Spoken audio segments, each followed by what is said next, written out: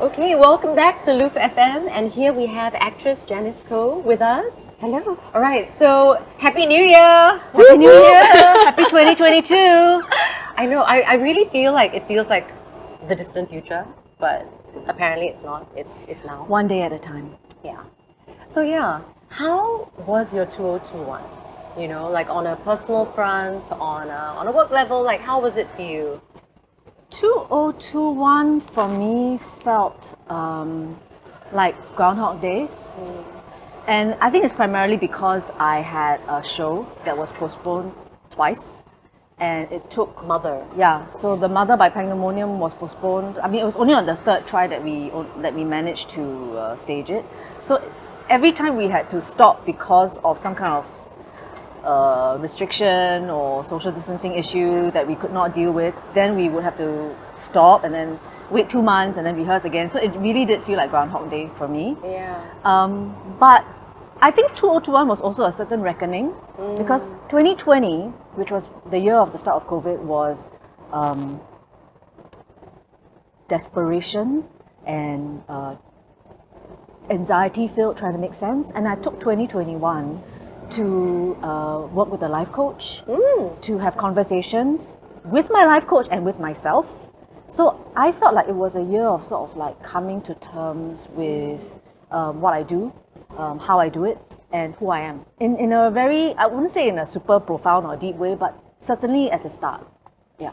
Fantastic. Yeah. I mean, I think reflection was really one of the big words for just for the last 2 years, right? We have all this time.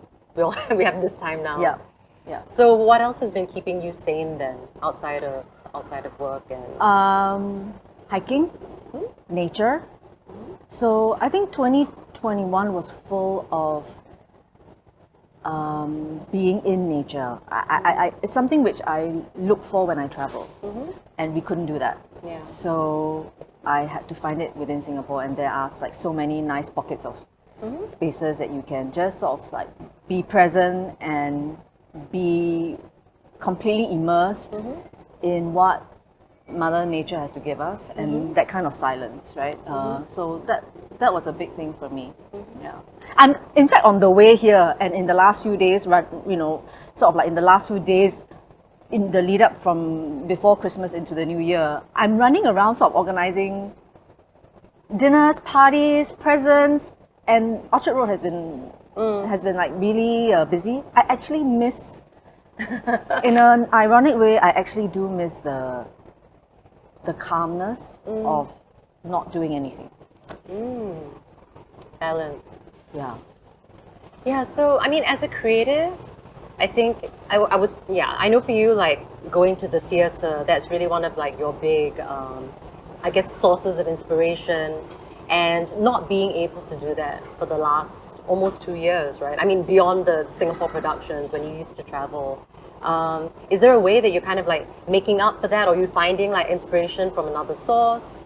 Like, I've already planned my trip. Don't waste time, people. Don't waste time. So in a few days, I'll be leaving for New York. Whoop, whoop. I've got all my tickets. I hope nothing major happens to that plan. Yeah. But while the number of shows have kind of reduced in Singapore, and I do miss that a lot, I've been watching a lot of shows online. So I subscribe to the National Theatre at Home, which is from the UK, and interestingly had a lot of theatre in my life, despite the fact that we didn't have that many shows going on in Singapore. That's a really good hack that people should know. National Theatre at Home. Very, very, very good. Okay, so I'm going to try to ask you a couple of rapid fire questions. Okay, all right? can. And you know, it's just preferences. You know, whatever resonates at this time. No pressure. Just one word the answers. Okay. I'm very bad at rapid fire. I'm a thinker. They're fun. They're fun. Okay. Okay. Pre-COVID or current day? Pre-COVID. Given constraints and parameters or completely open brief? Constraints and parameters. Constant challenges or smooth sailing? Oh, okay. Sorry. Smooth sailing. All right. Which is worse, creative block or a super tight deadline? creative block. Introvert or extrovert? Extrovert. Okay. Stoic or excitable? Excitable. Okay. Meticulously planned or serendipitous? Meticulously planned. Okay.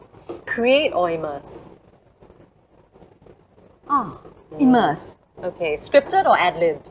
Scripted. Stage or television? Stage. All right. Difficult. Yeah, I know. I was like, I could have answered that one for you. Okay. All right. So you're in a unique position. You know, not only are you an actress, but you are also a former NMP. All right. And so that means that you actually got to look at the industry from the other side. And I just wonder, like, how did that time change, I guess, your job? How did it change the way you look at creativity in Singapore? Yeah. How impacted you? You mean since serving in Parliament? I would say that the biggest takeaway from that period of my life is that artists and creatives are far more powerful than we think we are. Far more impactful than we make ourselves to be. So when I was in Parliament, I spent a lot of time thinking about and speaking about, let's say, something like censorship or funding, which for a long time I found is vital and critical to making work. And it is, but it is not everything. And I think sometimes when we make work in a place as comfortable as Singapore, where we have access to resources and, you know, there is enough wealth to, you know, that is contributed towards the arts and so on, we tend to think that without the money we can't do interesting, groundbreaking, exciting work. And we forget that even in the most desperate and Spartan of circumstances, we can make and say something. And I feel like we should never, as creatives, as artists, be muted, dumbed by money. Because we have the power to change. We have the power to change minds, change attitudes, and make an impact. So I think coming out from that time, whenever I do speak to artists and they complain about not having enough this, not having enough that, not having enough space, and I'm like, guys, take all the space you need. With every word they take away from you, find a new word. You know, that's our power. Yeah. And that is something that a bureaucrat, even a politician, can't really do. But as artists, we can, because we can change hearts and minds. Yeah. I mean, no, totally. So how did you feel when, you know, that whole like rhetoric going on about how the arts was, you know, we are the Non-essential. Yeah, non-essential. That was the word. I mean, I think it's very easy to be triggered because we are already sort of like on the margin and fighting for our right to have a seat at the table. But, you know, to be honest, it was the poll was done in the context of COVID. So of course, in the context of COVID, who's right at the top? The doctors, you know, and the nurses and healthcare workers. So I think if you just sort of like calm down, you know, it's fine, guys, you know. At the end of the day, people couldn't have gone through COVID without Netflix, without film, without television, without music, without books. Yeah. There's no need to fight for your place so desperately. You have a place. So I think, you know, it's not something that bothered me, really. Yeah, I mean, I feel like do you have resolutions for 2022? I don't really believe in resolutions, but I do believe in starting as you mean to go on. So I usually like to have a very calm New Year's Eve and a very calm New Year's Day. Yeah, I mean, yes, you get invited to stuff, but most of the time on New Year's Eve, I'm asleep by 10. Yeah. Whoa.